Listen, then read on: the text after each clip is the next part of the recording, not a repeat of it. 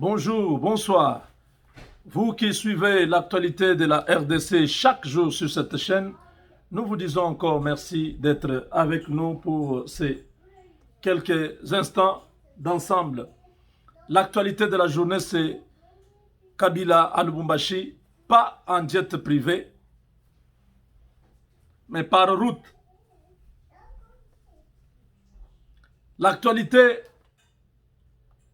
reste dominée par la présence de cet homme dans le Haut-Katanga, la province chère à Jacques Kiaboula, le gouverneur qui a brillé par son absence. Il n'a pas seulement été absent, mais son vice-gouverneur aussi, le président de l'Assemblée provinciale, bref, toutes les autorités de la province du Haut-Katanga ont refusé de rencontrer celui qui était leur autorité morale, Iya Sipé. Personne n'a destitué Kabila de son autorité morale, de son titre d'autorité morale. Mais il semble que tout le monde ne reconnaît plus ça. Parce que la tempête est si forte que personne ne veut s'exposer à cette tempête. Kabila a passé des moments difficiles au Lualaba.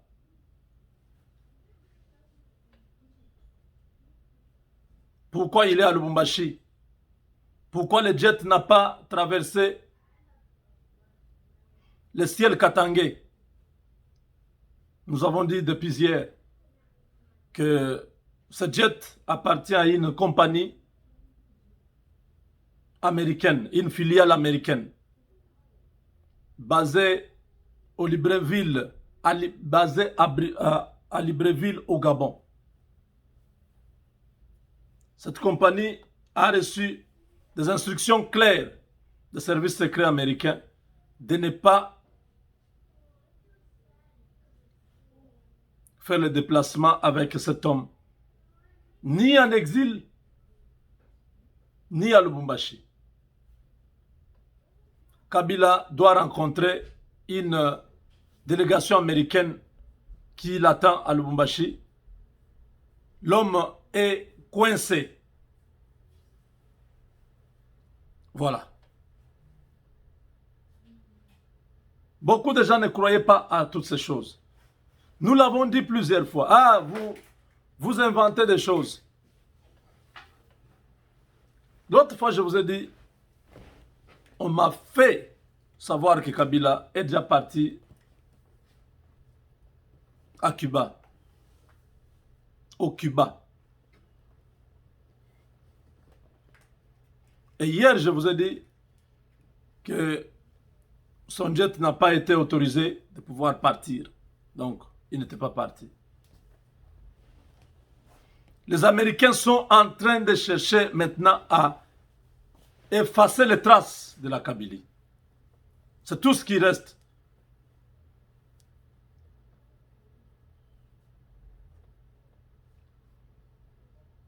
La rencontre d'aujourd'hui avec ces hommes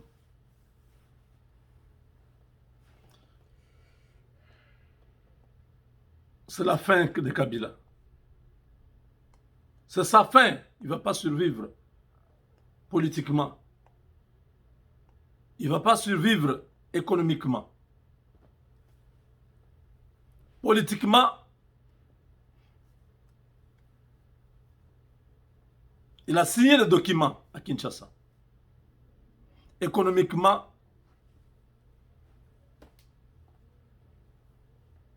il est en train de perdre tout ce qu'il avait comme investissement, tout ce qu'il avait comme compagnie. Il est en train de perdre. Et ça, c'est les Américains. Il lui a dit, tu adhères à ceci et tu peux aller en exil. Tu n'adhères pas à ceci, tu es condamné à mort. tu seras dans une prison une prison de haute sécurité.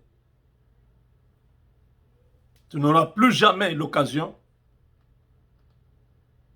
de vivre le bonheur du soleil.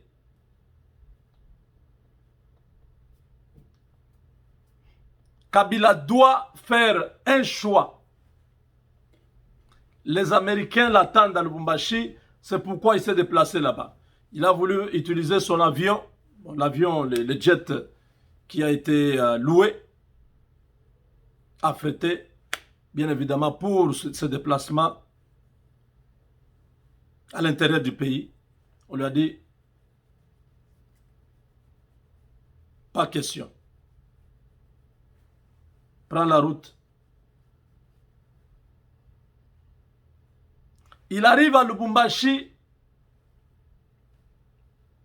aucune autorité. C'est lui qui a placé tous ces gens, qui leur a donné l'argent. C'est lui, bon, disons, quand je dis c'est lui, c'est-à-dire c'est sous son régime que ces gens-là sont devenus ce que vous voyez. Mais tous. Qui s'est présenté aujourd'hui?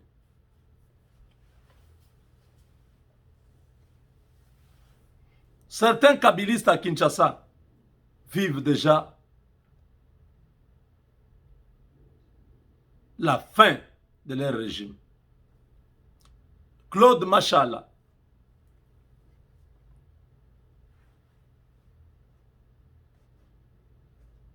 le copain de Tchalamouane,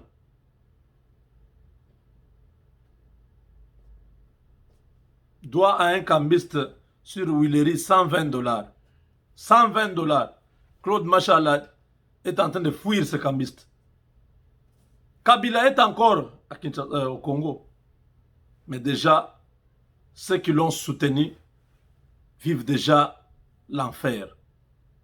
C'est ce que j'ai toujours dit à mes frères qui sont avec Kabila. C'est déjà terminé. Je ne leur demanderai plus jamais. Je parlais à Bochab et aux autres. Je disais, allez travailler avec Tshisekedi, c'est votre frère.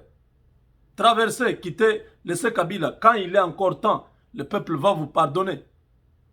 Quand ils se sont entêtés, c'est fini, c'est déjà tard. Je leur ai dit, mais vous avez soutenu cet homme. Regardez combien lui a. Même s'il mourait aujourd'hui, même s'il allait en prison aujourd'hui, sa famille ne manquera de rien. Ils ont beaucoup.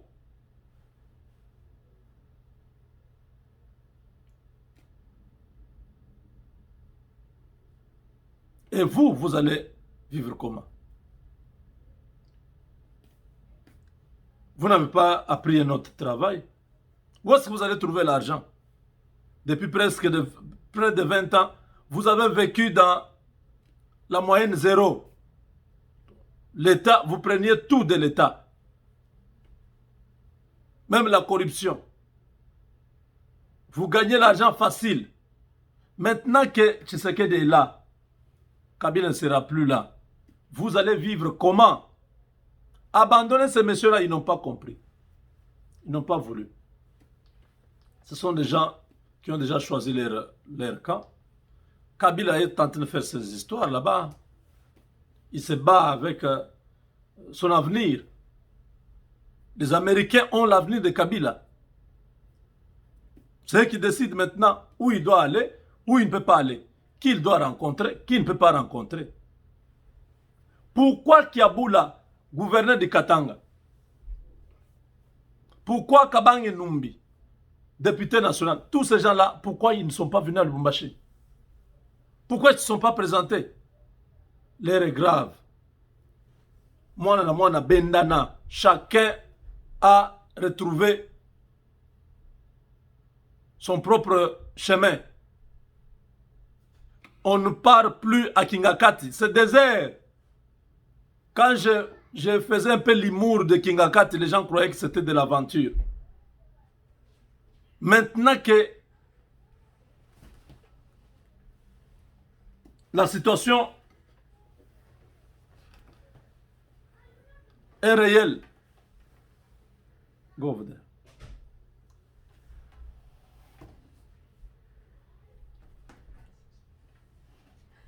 Maintenant que la situation est devenue grave, Kingakati, personne n'ira là-bas. Personne ne peut aller à Kingakati. Olive Lembe qui nous montrait les biberons. Il y a des enfants qui sont malades, qui sont malnutris au Congo, qui souffrent. Olive Lembe prend les biberons. Elle va donner aux petits des lions. Maintenant, ces lions-là, ces petits des lions, qui leur donne encore les biberons? Vous avez déserté. Vous êtes méchants. Un couple méchant. Vous avez abandonné tous ces animaux qui vont avoir faim, qui vont attaquer maintenant les populations locales. Parce que si ces lions-là n'ont pas à manger, ils risquent de casser les fils barbelés là et sortir, attaquer les gens. Vous avez abandonné.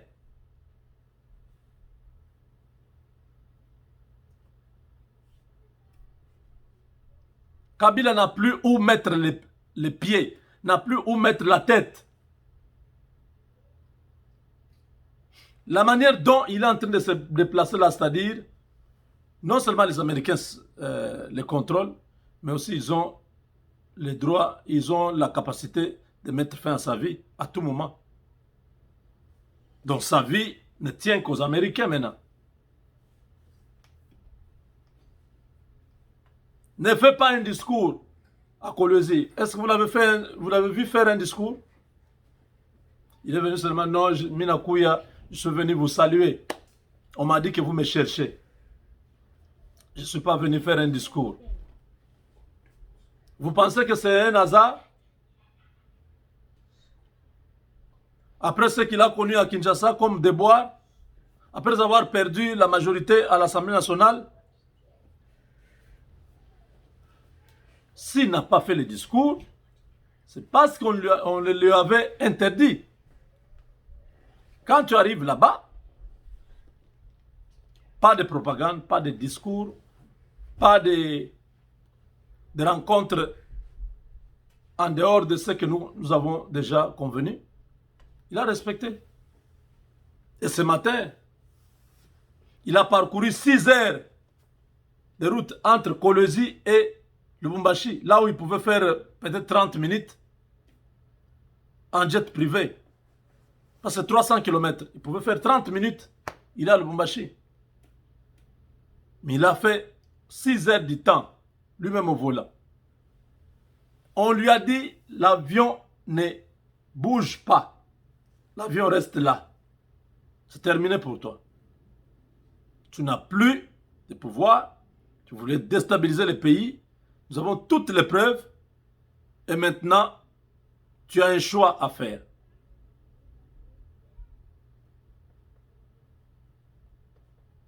Chers compatriotes, Kabila, c'est l'incarnation du diable. Lui et les Kagame,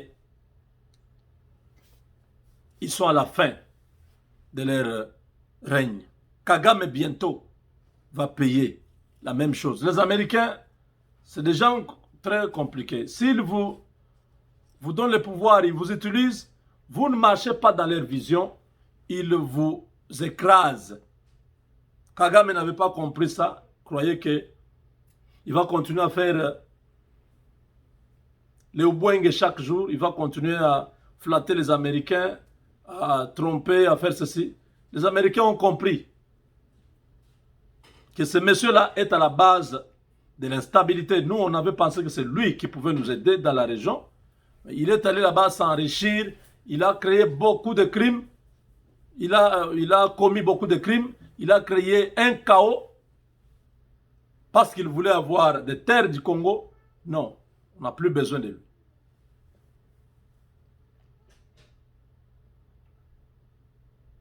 Pierre Buyoya, l'homme qui conspirait avec Kagame pour faire tomber Tshisekedi, Pierre Buyoya, lui-même est mort. L'ancien président burundais qui est accusé de la mort du président Melchior Ndadaye. Il est mort. Cette année, le Burundi a perdu 2 présidents. Un président qui était en exercice et un ancien président. Pierre Buyoya, un Tutsi, qui planifiait. Il avait d'abord été, je crois, chassé d'une organisation africaine où il était... on lui avait retiré la confiance. Il revient, au lieu d'aller au Burundi, il est venu au Rwanda. Là, ils mettent la stratégie en marche. Voilà, notre pouvoir au Congo est en danger. Kabila gardait notre pouvoir, il gardait le contrôle de ce pays-là. Maintenant, son pouvoir est mis en danger. On doit actionner l'opération Aigle, quelque chose comme ça. L'opération Aigle n'a pas marché. Kagame est allé se réunir avec ses militaires pour envoyer un message sur Kinshasa. Le président angolais a appelé Tshisekedi Didi. Ces gens-là sont, qu'est-ce qu'il est en train de faire? Il veut montrer qu'il a la force. Viens, on va parler. Nous sommes les Bantous, on va s'entraider. Tshisekedi est parti au retour, vous avez vu, ce Sukhot survoler l'espace aérien congolais. C'était la réponse à Kagame. Dire, tu oses, ces avions vont décoller de Luanda en direction de Kigali dans moins de 20 minutes. Et n'importe quelle cible sera atteinte. Alors n'osez pas. Respectez-vous, mettez-vous à votre place. Kabila, en ce moment, est en négociation. Les Américains sont très déterminés à effacer toutes les traces de la Chine en RDC. Je l'ai dit à la fin de l'émission passée, Bahati Lukwebo, pressenti informateur et Premier ministre, parce que la majorité est déjà là. Informateur, ça sera une formule seulement.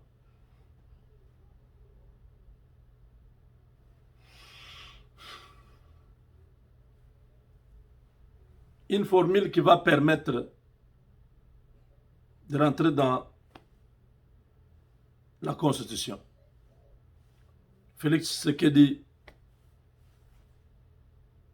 était en train de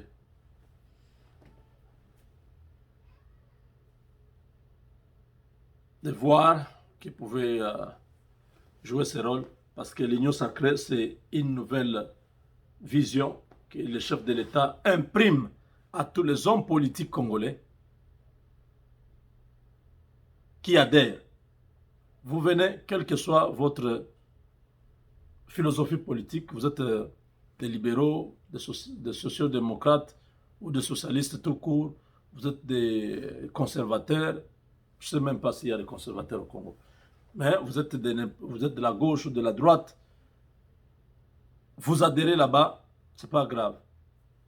Mettez le peuple devant. Si dans ce que vous allez faire, le peuple se retrouve, ça va. Mais si ça, dans ce que vous allez faire, les intérêts du peuple sont menacés, votre place n'est pas